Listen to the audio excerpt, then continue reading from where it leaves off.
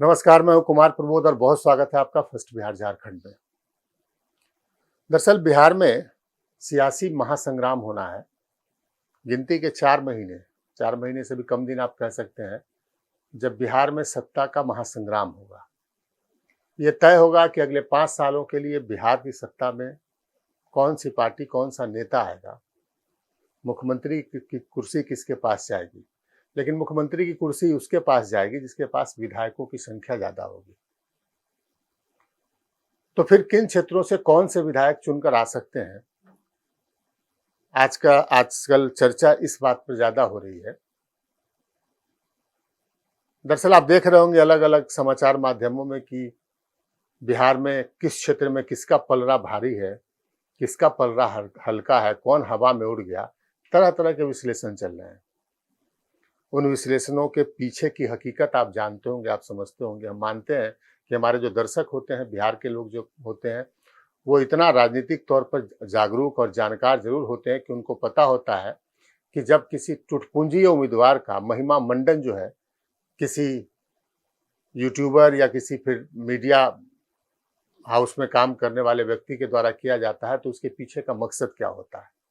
इन सब के बीच सबसे पहले हम आपको बता दें कि आज से फर्स्ट बिहार झारखंड पर बिहार के 243 विधानसभा सीटों का विश्लेषण, वहां पर किसका पलड़ा भारी है, कौन से उम्मीदवार चुनाव मैदान में हो सकते हैं, किनकी दावेदारी ज़्यादा मजबूत है, इन तमाम मुद्दों पर हम आपको हाथ से हर रोज जानकारी देंगे। और इस दावे के साथ, इस यकीन के साथ कि हम पैसे पर बिकाऊ नहीं हैं। हम कतई टुटपुंजी उम्मीदवारों का पैसा लेकर महिमा मंडन करने वाले नहीं हैं। आप देख रहे होंगे तरह तरह के नाम चल रहे होंगे, जिनको कोई पार्टी का नेता, ऐसे उम्मीदवारों का नाम चल रहा है जिनको सपोज अगर किसी को किसी क्षेत्र का आरजेडी का प्रमुख दावेदार बनाया जा रहा है, तो वो ऐसे लोग हैं जिनके बारे में आरजेडी के आला नेताओं को जानकारी तक नहीं है। किसी को बीजेपी का भावी बड़ा मजबूत दावेदार बनाया जा रहा है, तो बीजेपी के बड़े नेताओं का जो है, नेताओं को मालूम तक नहीं है कि कौन बंदा है जो बीजेपी का बड़ा दावेदार, प्रमुख दावेदार किसी खास क्षेत्र से हो गया है। ये सब पैसे की महिमा है। और हम आपको बार बार कहते हैं कि पैसा हमें खरीद नहीं सकता है, पावर हमें अपने इरादों से डगमगा नहीं सकता है। हम सही और सच्ची खबर आपके सामने लाने के लिए प्रतिबद्ध हैं।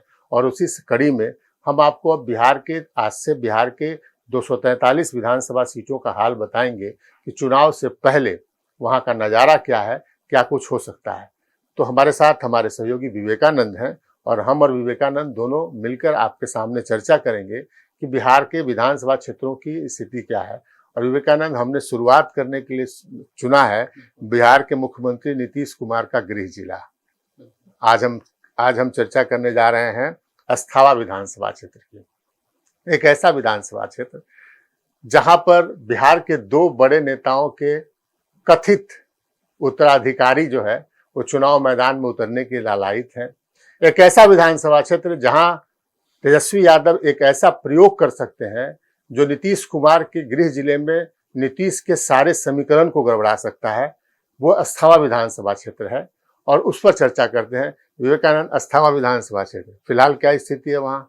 देखिए, अस्थावा विधानसभा क्षेत्र की अगर हम चर्चा करें तो स्थिति हमको बताएं कि फिलहाल वहाँ पर कब्जा किसका है, तो हम देखिए वहाँ पर कब्जा 2005 से लेकर के अभी तक 2025 तक वहाँ पर जेडीयू का कब्जा है। और जेडीयू के जो प्रत्याशी हैं लगातार चुनाव जीत रहे हैं। आप देखेंगे कि जितेंद्र कुमार जो जेडीयू के प्रत्याशी हैं, 2005 से जो उनका विजयी अभियान है वो लगातार जारी है। 2005 से 10 से 15, 5 में दोनों विधानसभा बिल्कुल, और 10 से 15, फिर 15 से 20 और 20 से 25। यानी कि आप नीतीश कुमार जिधर भी रहें, या महागठबंधन में रहें या फिर एनडीए में रहें, अस्थावा सीट पर लगातार नीतीश कुमार के प्रत्याशी, जेडीयू के प्रत्याशी जितेंद्र कुमार की जीत वहां से होती रही है। तो यह स्थिति है। और पिछली बार की अगर हम बात कर लें, 2020 चुनाव की बात कर लें, तो उन्हें 55,525 मत मिले थे, जबकि दूसरे नंबर पर जो आरजेडी के प्रत्याशी थे अनिल कुमार, उन्हें 39,925 मत मिले थे। तो यह स्थिति थी 2020 की। तो और अन्य उसमें एक और खास जो बात थी 2020 में कि लोजपा चूंकि यह बताना जरूरी है कि लोजपा के प्रत्याशी भी वहां थे, चूंकि चिराग पासवान ने यह तय किया था कि जेडीयू के जहां जहां प्रत्याशी होंगे वहां पर उनका प्रत्याशी होगा, और इसी कड़ी में लोजपा की तरफ से चिराग पासवान की तरफ से वहां पर प्रत्याशी दिया गया था। और रमेश कुमार, बिल्कुल इंजीनियर रमेश कुमार को उन्हें मिला था 21,844 मत मिले थे, यानी कुल जो 22,000 करीब। हाँ बिल्कुल 15% से अधिक मत जो है, जो कुल वोटिंग जो हुआ था उसमें से 15% से अधिक मत लोजपा प्रत्याशी रमेश कुमार को मिला था। तो यह बहुत बड़ी बात थी कि लोजपा ने वहां से 22,000 के आसपास मत प्राप्त किए थे। ये पिछले चुनाव की स्थिति थी, लेकिन पिछले चुनाव और अभी चुनाव के बीच में गंगा में बहुत पानी बह गया है, और जो पानी गंगा में बहा है उससे राजनीति जो है काफी बदल गई है। विवेकानंद, हम तमाम चुनावों की बात करेंगे, हम बताएंगे कि पिछली दफा जो है वो जीत बताया हमने, विवेकानंद ने आपको बताया कि किस तरीके से जो है वहाँ जितेंद्र कुमार जो कि लगातार जेडीयू के जो विधायक हैं, वो लगातार 2005 से 2005 के पहले चुनाव में वो लड़े थे, और हमको याद है कि उस समय कुमार पुष्पंजय वहाँ पर उम्मीदवार हुआ करते थे, उनके प्रतिद्वंदी उम्मीदवार थे, काफ़ी कम वोट से उस समय जीते थे। 2005 के फरवरी में चुनाव हुआ था। उसके बाद 2005 के जब फिर से अगला चुनाव जो नवंबर में हुआ, तो वहाँ पर फिर से जो है वो जितेंद्र कुमार जीते, और कुमार पुष्पंजय ही उनके खिलाफ उम्मीदवार थे। थोड़ा वोटों का मार्जिन बढ़ गया था। फिर अलग अलग उम्मीदवार उनको आते गए। पिछले दफ़ा अगर हम देखें, एक बार लोजपा का कुछ के हिस्से वो 2010 में सीट गई थी, जब 2010 में लोजपा जो है वहाँ पर उसने कपिल देव प्रसाद सिंह को उम्मीदवार बनाया था, जब लालू प्रसाद यादव के साथ लोजपा हुआ करती थी, रामविलास जी की पार्टी थी वो, और तब भी वहाँ पर जितेंद्र कुमार जीते थे।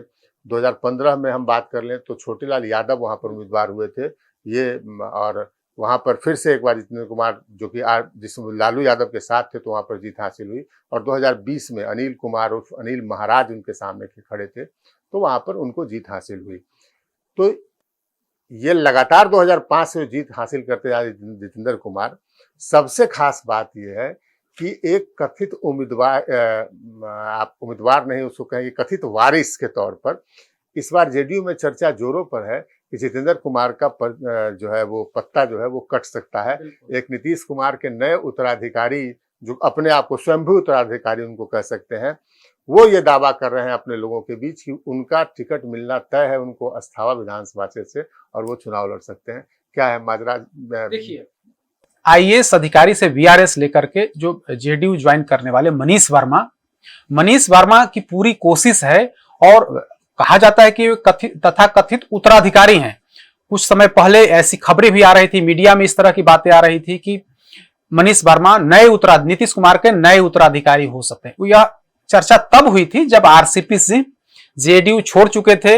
आरसीपी सिंह का नीतीश कुमार से कोई वास्ता, कोई रिश्ता नहीं रह गया था। इसके बाद यह चर्चा चली, क्योंकि उनके जाने के बाद ही इनकी एंट्री होती है, और कुछ दिनों तक नीतीश कुमार के बेहद करीबी रहे, भी सलाहकार रहे, बेहद करीबी रहे, महासचिव बन गए, और उसके बाद पूरे बिहार में उनका दौरा शुरू हो गया।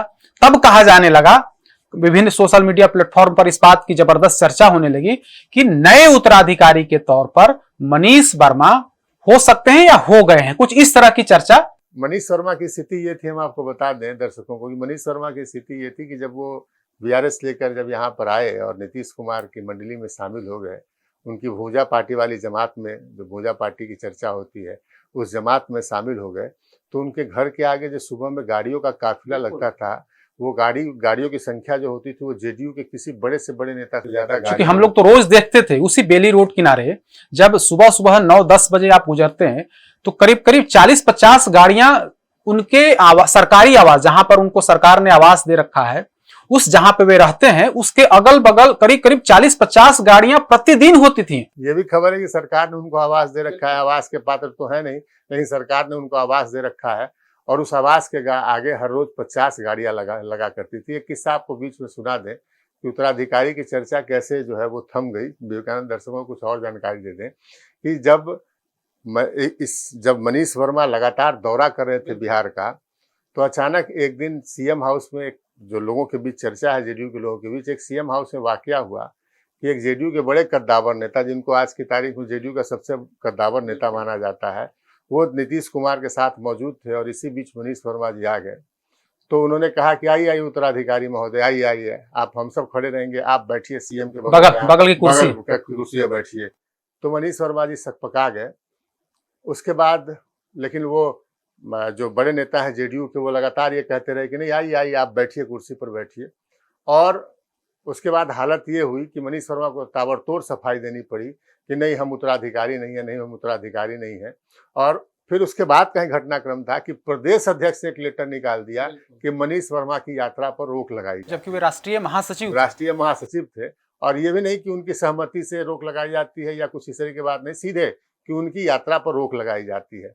तो उस समय से जो है जो उत्तराधिकारी बनने का जो उनका जो पूरा जो एक तरीके से उन्होंने आवरण फैला रखा था कि हम उत्तराधिकारी बन गए। हम जब तक सोशल मीडिया पर उसका अभियान चलाया जा रहा था, हाँ, कि मनीष वर्मा नए उत्तराधिकारी के तौर पर अब बिहार में मतलब आ रहे हैं। तो खैर ये तो मनीष वर्मा ने कहा। तो मनीष वर्मा इस्तीफा, बड़ी खबर हम आपको बता रहे हैं कि मनीष वर्मा जीतोड़ तरीके से अस्थावा से जो विधायक है 2005 से लगातार उनको बेटिकट कर अपना टिकट पक्का करने की कोशिश कर रहे हैं। लेकिन पार्टी में जो स्थिति है, जो हालिया दिनों में उनकी स्थिति रही है, फिर से उन्होंने दौरा करना शुरू किया है। मनीष वर्मा को कितनी सफलता मिल पाएगी ये कहना मुश्किल है। हालांकि एक खास बात यह है कि देखिए, हम उस पर विश्लेषण करेंगे कि मनीष वर्मा दावेदारी आखिरकार उस अस्थावा सीट से क्यों कर रहे हैं, इस पर भी हम आगे बढ़ेंगे।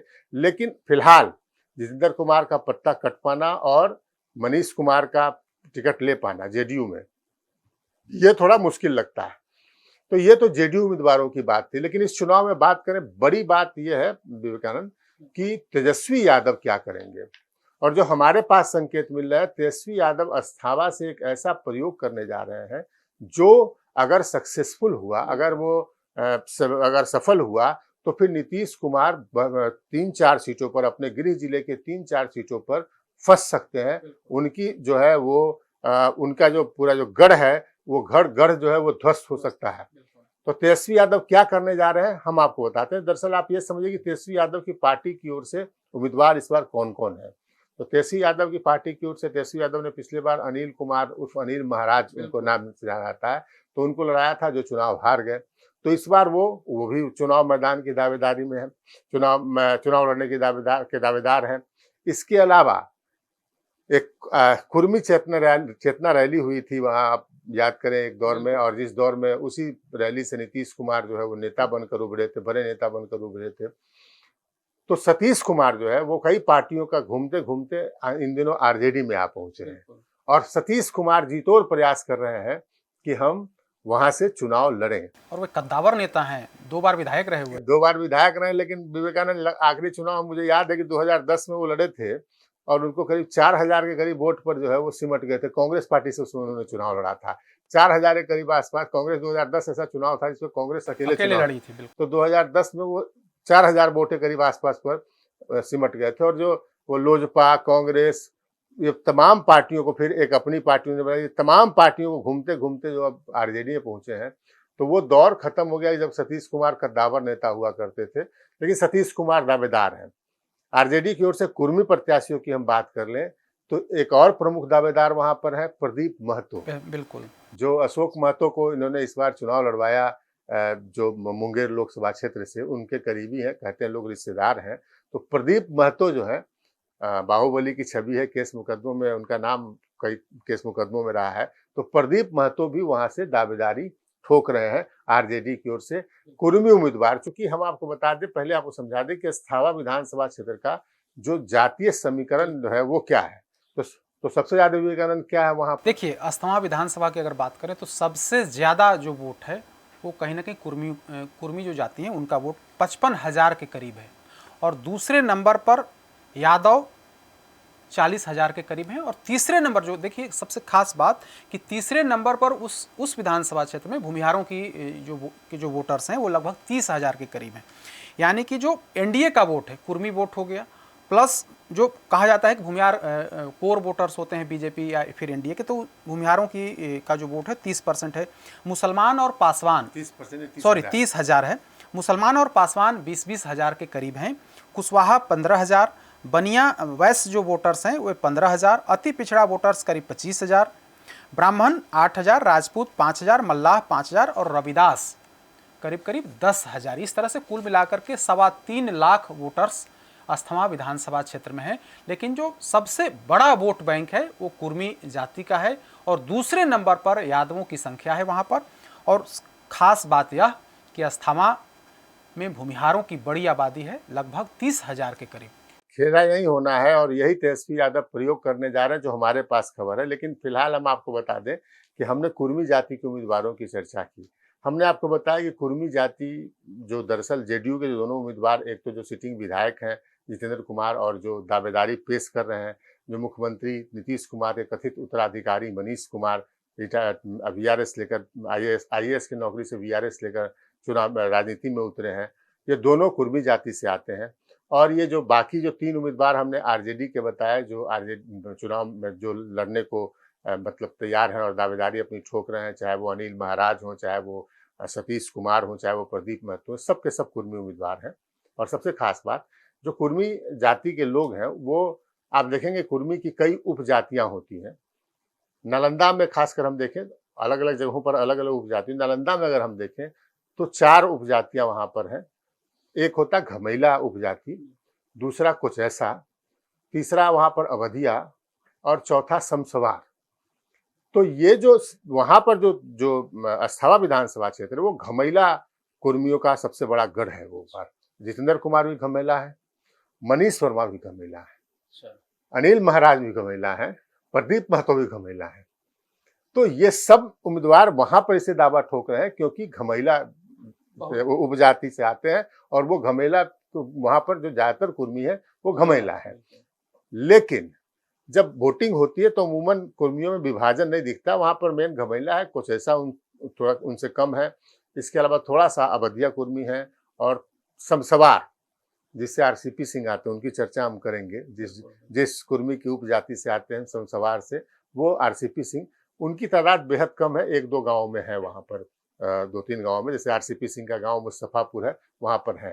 तो ये कुर्मी उम्मीदवारों की चर्चा करें। लेकिन जो हमारे सोर्स बता रहे हैं कि तेजस्वी यादव वहां से इस बार नया प्रयोग करने के चक्कर में है, नया प्रयोग करने जा रहे हैं। तेजस्वी, सबसे बड़ी खबर यह है कि अस्थाना से तेजस्वी यादव भूमिहार उम्मीदवार को इस बार मैदान में उतार सकते हैं। और उनका इक्वेशन क्या है? उनका इक्वेशन है कि हम यादव, भूमिहार और मुसलमान और इसके साथ रविदास और थोड़ी अन्य पिछड़ी मल्लाह भी है, मल्लाह है वहां पर 5,000 के करीब, और थोड़ी अति पिछड़ी जातियों को और मिला लें तो हमारा एक विनिंग कॉम्बिनेशन बन जाएगा। तेजस्वी यादव ये जानते हैं कि हम अगर कुर्मी जाति को वोट देते हैं, उम्मीदवार बनाते हैं कुर्मी जाति के नेता को, जैसा पिछले चुनाव में उन्होंने किया था, तो कुर्मी जाति का वोट तो उनको मिलता नहीं है, जो पारंपरिक वोट है वो वोट मिल के रह जाता है। और इस बार उनकी जो मंशा है वो ये है कि भूमिहार वोटों में सेंधमारी की जाए। और अगर हमने यादव, मुसलमान और के साथ अगर भूमिहार को जोड़ लिया वहां पर, तो हमारे लिए एक विनिंग कॉम्बिनेशन वो बन सकता है। और तब बात आती है कि तेजस्वी यादव किस उम्मीदवार को वहां खड़ा कर सकते हैं। दरअसल तेजस्वी यादव, जो रणनीति जो हमारे पास खबर मिल रही है, तेजस्वी यादव अस्थाना से भूमिहार उम्मीदवार खड़ा करने का लगभग मन बना चुके हैं। लेकिन मामला सिर्फ अस्थाना का नहीं है, वो अस्थाना के बहाने पूरे नालंदा में एक प्रयोग करना चाहते हैं, साधना चाहते हैं। दरअसल आप देखेंगे कि जब चुनाव आप देखेंगे कि नीतीश कुमार अगर नालंदा में सफल होते हैं हर चुनाव में, लोकसभा से लेकर विधानसभा चुनाव में, तो एक बड़ा फैक्टर होता है कि उनके साथ न सिर्फ कुर्मी जाति के वोटर होते हैं, बल्कि लगभग जितने भूमिहार हैं वहां पर वोटर्स हैं, वो उसमें से ज्यादातर 95% आप कह सकते हैं वो नीतीश कुमार के साथ खड़ा होता है। खुद ललन सिंह, जो उनकी पार्टी के सबसे कद्दावर नेता माने जाते हैं, वो उसी जिले से आते हैं। तो पूरा भूमिहारों का ज्यादातर वोट जो नीतीश कुमार के साथ खड़ा होता है। लेकिन इस बार तेजस्वी उसी भूमिहार वोट बैंक में सेंधमारी करना चाहते हैं। आप 2014 का लोकसभा चुनाव याद कीजिए, जब नीतीश कुमार के उम्मीदवार कौशिंदर कुमार खुदा करते कुछ वोट से जीते थे, वो 2000 के आसपास। हाँ, बहुत बेहद कम वोट से जीते थे। और वो बेहद कम वोट से इसलिए जीते थे क्योंकि मोदी के नाम पर भूमिहार वोट जो है वो नीतीश कुमार से बहुत हद तक छिटक गया था। 70% ज्यादा भूमिहार वोट जो है वो एलजेपी उम्मीदवार, उसमें सत्यानंद शर्मा थे, उनके खेमे में चला गया था। तो तेजस्वी यादव को लग रहा है कि अस्थाना का असर ठीक बगल के क्षेत्र हिल्सा पे पड़ेगा, जहां भूमिहारों की अच्छी खासी तादाद है, और फिर करीब 20,000 के करीब भूमिहार वहां पर बताए जाते हैं। इसके बाद आप देखेंगे राजगीर क्षेत्र है, वहां पर भूमिहारों का प्रभाव पड़ेगा। हिल्सा में पिछला चुनाव जो है वो तेजस्वी यादव के उम्मीदवार शक्ति सिंह यादव जो है, अत्री मुनि यादव, वो बेहद कम वोट से हारे थे। ये कहा जा रहा है, आरोप तो ये लगा जाता है कि उनको जो है हरवा दिया गया था 6 वोट से, और इस तरीके की बात कही जाती है। लेकिन अगर भूमिहारों का जो अस्थावा में खड़ा करने का प्रयोग जो है वो सफल होता है, तो हिल्सा के भूमिहारों का वोट वहां मिल सकता है तेजस्वी यादव को, और राजगीर में वहां पर भी भूमिहारों की अच्छी खासी तादाद है, वहां पर वोट मिल सकता है। और इसके साथ साथ जो नालंदा जिले के दूसरे विधानसभा क्षेत्र हैं, चाहे वो इस्लामपुर हो, चाहे वो हरनौत हो, चाहे वो बिहार शरीफ हो, इन सब जगहों पर जो है वो भूमिहारों का वोट थोड़ा बहुत है, 5-10 हजार ही सही है। तो तेजस्वी यादव नीतीश कुमार के इस गढ़ में भूमिहार वोटरों के सहारे जो है वो सेंधमारी करना चाहते हैं, और इसलिए वहां पर 3 भूमिहार उम्मीदवार चुनाव मैदान में फिलहाल दिख रहे हैं। विवेकानंद, हम 3 जो भूमिहार उम्मीदवार दिख रहे हैं वहां पर, उसमें से एक उम्मीदवार जो है वो रमेश कुमार है, जो पिछली दफा लोजपा से चुनाव लड़े थे और 22,000 वोट उन्होंने काटा था। दूसरे उम्मीदवार जो है वो दिख रहे हैं, वो देवू सिंह नाम के उम्मीदवार, वो घूम रहे हैं आजकल, आरजेडी का झंडा पताका लेकर घूम रहे हैं। और तीसरा उम्मीदवार उनका वहां पर है, जिसका कोई महत्व नहीं, लेकिन स्वयंभू उम्मीदवार तौर पर वहां पर एक छोटू मुखिया है। उन्होंने अपने आप को स्वयंभू उम्मीदवार के तौर पर वहां पर खड़ा कर दिया है कि हम आरजेडी के उम्मीदवार हैं। हालांकि आरजेडी के आला नेताओं को छोटू मुखिया के बारे में जानकारी तक नहीं है। देवू सिंह के बारे में है, जब बात करें दूसरे उम्मीदवार, तो उनके बारे में स्थिति ये है कि उनकी जो बात, उनका भी कोई दमदार जो है, कोई सा आधार, दम वाला कोई आधार नहीं रहा है, कोई बहुत बड़ा आधार नहीं रहा है।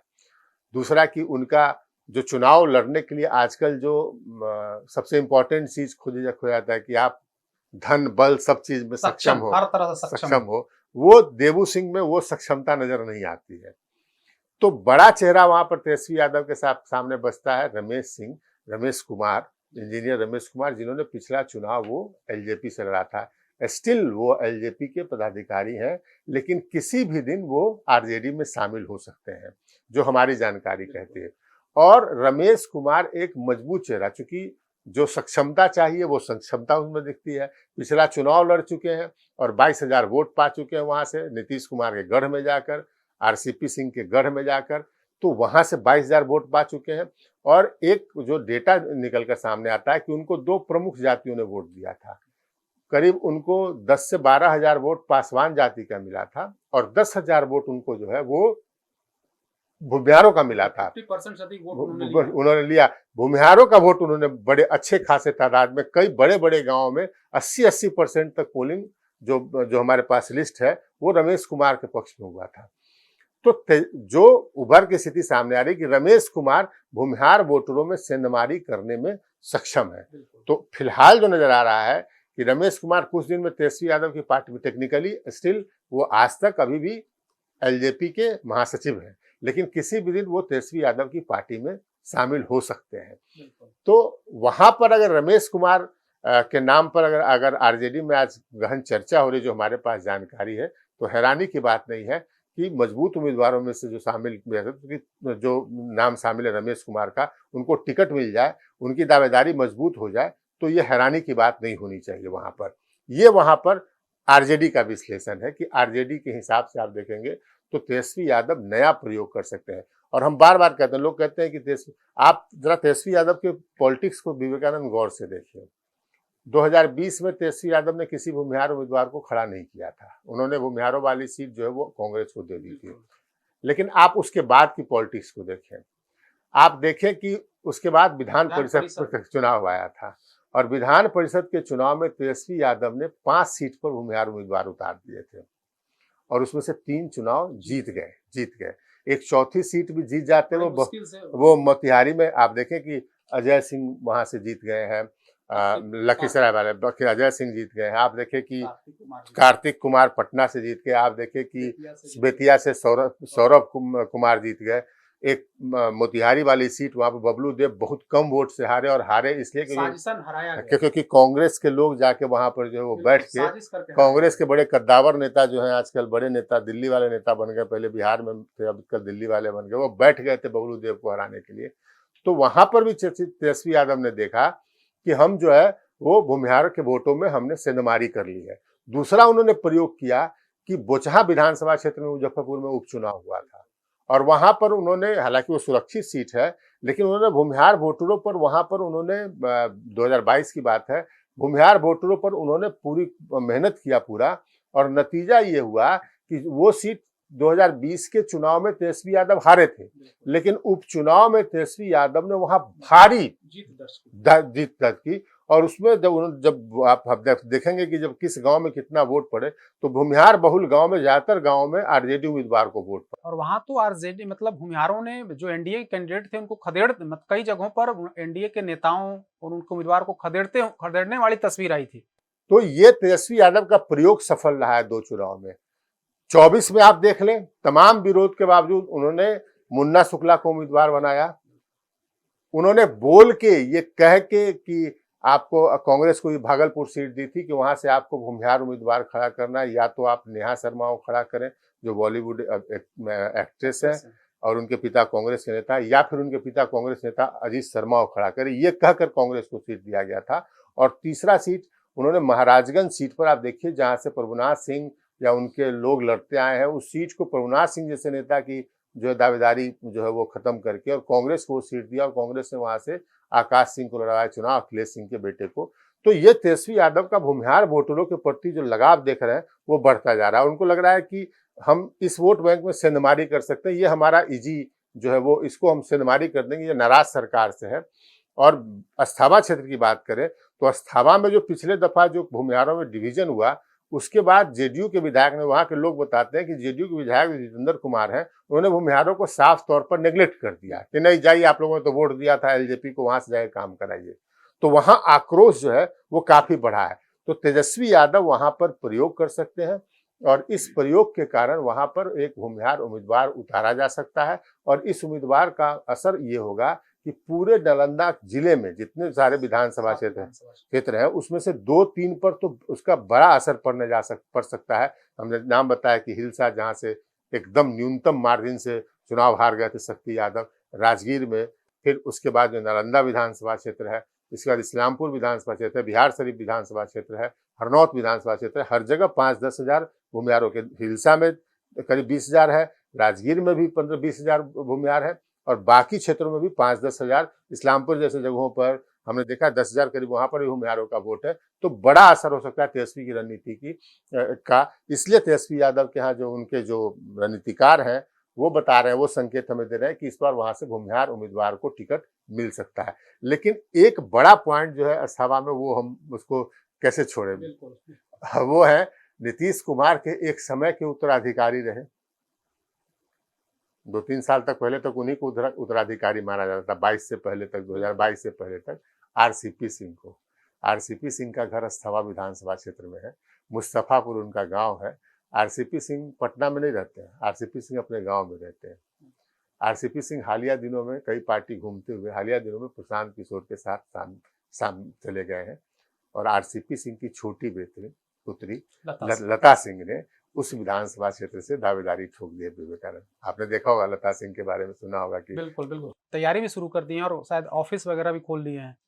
ऑफिस खोल के उन्होंने बकायदा ऐलान कर दिया है। और हमने प्रशांत किशोर के यहाँ बात की कि क्या आप लता सिंह को जो है वो जो है आप उम्मीदवार बनाएंगे, तो प्रशांत किशोर के जो करीबी लोग उन्होंने मुझे बताया कि आरसीपी सिंह जैसे कद्दावर नेता जो शामिल हुए हैं, जिनका अब वो आज के तारीख में वो कहीं के न हो अलग बात है, लेकिन एक इमेज रही भाई, इतने आईएएस रहे इतने साल तक, नीतीश कुमार के छाया बनकर साथ रहे, नीतीश कुमार के साथ, नीतीश कुमार की पार्टी के संगठन महासचिव रहे, नीतीश कुमार की पार्टी के राष्ट्रीय अध्यक्ष रहे, केंद्रीय मंत्री रहे। तो वो अगर प्रशांत किशोर के पास साथ आए हैं तो एक सीट तो प्रशांत किशोर लड़ाएंगे ही उनके कहने पर, और वो सीट होगी लता सिंह की। लता सिंह वहां से चुनाव लड़ने जा रही है। नीतीश कुमार के जो पुराने उत्तराधिकारी थे, उनके जो मौजूदा उत्तराधिकारी हैं, वो जो है वो लता सिंह, जो उनकी पुत्री है, पहली पुत्री तो खैर वो IPS आईपीएस अधिकारी है, तो लता सिंह वहां से जो है वो चुनाव लड़ेंगी, इसका उन्होंने ऐलान कर दिया है। तो बड़ा दिलचस्प लड़ाई, लेकिन लता सिंह का क्या होगा? लता सिंह, चूंकि देखिए प्रशांत किशोर अभी माहौल बनाने में लगे हुए हैं, पूरे बिहार का दौरा कर रहे हैं और इसी बीच आरसीपी जो कहते हैं कि मतलब नालंदा के रहने वाले हैं, नालंदा उनका गढ़ है, कुर्मी, अस्थावा के रहने वाले हैं। हाँ मतलब नालंदा जिला का रहने वाले हैं और अस्थावां अपना कर्म क्षेत्र, चूंकि वे गांव में रहते हैं और अभी आप देखे होंगे कि नई पार्टी जो बनाए थे उसका राष्ट्रीय कार्यालय भी अपने गांव, अपने घर में ही बनाए थे। तो उनको लगता है कि उनकी अपनी बेटी को लड़ा करके वे माहौल बना सकते हैं। चूंकि जब नीतीश कुमार के साथ थे तो आरसीपी को लगता था कि कुर्मी वोट पर कहीं ना कहीं उनका प्रभाव है और कई ऐसे निर्णय, कई ऐसी बातें आई जिससे लगा कि नहीं, वाकई में आरसीपी की पकड़ कुर्मी वोट पर है। लेकिन अब चूंकि नीतीश कुमार के छाया से अलग हो गए हैं, अब वे खुद पहले बीजेपी में गए, फिर अपनी पार्टी बनाई और अब प्रशांत किशोर के साथ हैं। तो अब देखने वाला होगा कि आगे क्या होता है। लेकिन लता सिंह चुनाव मैदान में उतरेंगी, इसकी पूरी तैयारी। लता सिंह का भविष्य में हम बताते हैं लोगों को। दरअसल हमने आपको बताया कि कुर्मी जो है वो वहाँ पर जो 4 उपजातियां जो है वो नालंदा में पाई जाती है, और उसमें जो है सबसे जो कम तादाद जिसकी है वो समसवार उपजाति की है। तो समसवार उपजाति से आते हैं आरसीपी सिंह, और 2-3 गांव वहाँ पर है जहाँ पर जो है नीतीश वो आरसीपी सिंह की जाति के लोग जो है वो पाए जाते हैं। और अगर आरसीपी सिंह अपने बूते कुछ वोट तोड़ सकते हैं तो वही तोड़ सकते हैं वहाँ। बिल्कुल। बार बार जो है वो जेडीयू के नेता बोलते भी हैं कि आरसीपी सिंह अपने गांव के बूथ पर बढ़त लेके दिखा दे, चुनाव लड़ जाए और वहां पर अपने गांव के बूथ पर वोट हासिल कर ले तो बड़ी बात होगी, चैलेंज देते हैं। तो आरसीपी सिंह के सामने ये चैलेंज होगा कि अपने गांव में ही वो अपनी पुत्री को जो है आगे करा दे। प्रशांत किशोर के नाम पर उनको कितना वोट मिलेगा ये तो अलग बात है, ये देखने की बात है कि प्रशांत किशोर क्या करते हैं। लेकिन लता सिंह जो ठीक है, युवा है, पढ़ी लिखी है, फादर आईएएस थे, फादर केंद्रीय मंत्री और दूसरे पदों पर रहे हैं, लेकिन अपने बूते क्या कर पाएंगी? अपनी पहचान तो कुछ है नहीं। अपनी पहचान कुछ है नहीं। अब उन्होंने डायरेक्ट चुनाव मैदान में उतर कर और चुनाव जो है वो घोषणा कर दिया है चुनाव से पहले ही कि हम, और बाकायदा चुनाव कार्यालय भी खोल लिया है कि हम यहाँ से चुनाव लड़ेंगे। तो लता सिंह क्या करेंगी आरसीपी सिंह की पुत्री, ये देखने की बात होगी। लेकिन फिलहाल हमारी नजर में ऐसा नहीं लग रहा है कि कुछ चमत्कार वहां पर कर पाएंगी विवेकानंद। आपको लग रहा है कि कोई चमत्कार? देखिए, न तो लता सिंह का कोई प्रभाव है और आरसीपी सिंह का जो प्रभाव था वो प्रभाव भी अब धीरे धीरे खत्म हो गया। नीतीश कुमार से हटते ही वो प्रभाव खत्म हो गया है। अब आरसीपी सिंह अपने गांव में सीमित हो गए और आपने सही कहा कि अपने बूथ, जो उनका गांव का बूथ है, उस पर अगर वे लीड लेते हैं तो यह बहुत बड़ी बात होगी। हाँ, आप दरअसल है क्या कि अब जिस तबके से राजा है भाई, अब जिस तबके से, अब आप समझिए कि अगर आज कोई तेजस्वी यादव जो है और लालू प्रसाद यादव जो है उनकी पार्टी का कोई एक दूसरा यादव चेहरा टूट के चला जाए और कहे कि हम तेजस्वी यादव और लालू यादव को चुनौती दे देंगे, तो ऐसा संभव तो होगा नहीं। अभी तो फिलहाल तो नहीं दिखता है। तो यही स्थिति आरसीपी सिंह के साथ हुई। उनको लगा कि भाई वो नीतीश कुमार को आप कहें कि नीतीश कुमार के कर्ता धर्ता थे, नीतीश कुमार की मर्जी से, तो उनको लग रहा था कि हम जो है खुद जो है मालिक बन गए हम वोट के। ऐसा तो है नहीं। और ये जो है ये अभी फिलहाल जो अस्थावा की जो राजनीतिक सरगर्मी और जो वहाँ से फीडबैक हमें मिल रहा है, यही फीडबैक मिल रहा है कि आरसीपी बाबू के नाम पर कोई बहुत समर्थन वहाँ पर है नहीं। न आरसीपी बाबू ने कुछ ऐसा काम किया है वहाँ पर जिसको लेकर वहाँ के पूरे क्षेत्र के लोग जो है वो जो उनके प्रति उपकृत हो, आभार उनका व्यक्त करें, ऐसा कुछ स्थिति दिखती नहीं है। अपने गांव में जरूर रहते हैं, लेकिन इसके अलावा गांव के बाहर के लोगों के लिए कुछ किया हो ये वहां पर नहीं दिखता है। तो लता सिंह फिर भी वहां से चुनाव मैदान में उतरेंगी, उसका ऐलान कर दिया है। प्रशांत किशोर टिकट उनको दे देंगे, ऐसा हमको लगता है। वो जानते हुए भी कि हारेंगी, फिर भी प्रशांत किशोर उनको टिकट दे देंगे। लेकिन उस टिकट का परिणाम जो है, उस देने का परिणाम जो है सकारात्मक तो नहीं हो सकता है आज की तारीख में। वैसे राजनीति है, राजनीति में बहुत कुछ हो सकता है, कभी भी कब उलटफेर हो जाए कोई नहीं कह सकता है। कोई ये भविष्यवाणी नहीं कर सकता है कि राजनीति में, आज के दौर की राजनीति में अगले दिन क्या होगा। तो ये अस्थावा क्षेत्र की जो है स्थिति थी, और ये स्थिति हमने आपको बताया। हम आपको फिर से कहेंगे कि हम किसी टूटपूंजिये नेता को पैसे के बल पर, पैसा लेकर तथाकथित उम्मीदवार बनाने की कोई कोशिश कतई नहीं करेंगे। हम बार बार कहते हैं कि पैसा हमें खरीद नहीं सकता है। हम एक दिन बैठकर आपको वैसे नेताओं की लिस्ट भी बताएंगे जिनका जनता में ना कोई पूछने वाला है, जिनको ना कोई नेता पूछने वाला है, पार्टी के आला नेता पूछने वाले हैं, लेकिन सो कॉल्ड जो है वो जर्नलिस्ट जो एक यूट्यूब चैनल्स खोल कर बैठे हैं और उनका कंठ तक जो है वो पैसा भर दिया जा रहा है और वो उनके गले से वही आवाज़ निकल रही है कि ये तो चमत्कार कर देंगे, ये चुनाव मैदान में खड़े हुए तो इनसे बेहतर कोई उम्मीदवार नहीं हो सकता है, ये सबसे बड़े दावेदार है। ऐसे तमाम पोल हम खोलेंगे, लेकिन फिलहाल आज तो हमने अस्थावा क्षेत्र का विश्लेषण किया है, आगे और क्षेत्रों का विश्लेषण करेंगे। अभी हम और हमारे सहयोगी विवेकानंद को इजाज़त दीजिए। नमस्कार।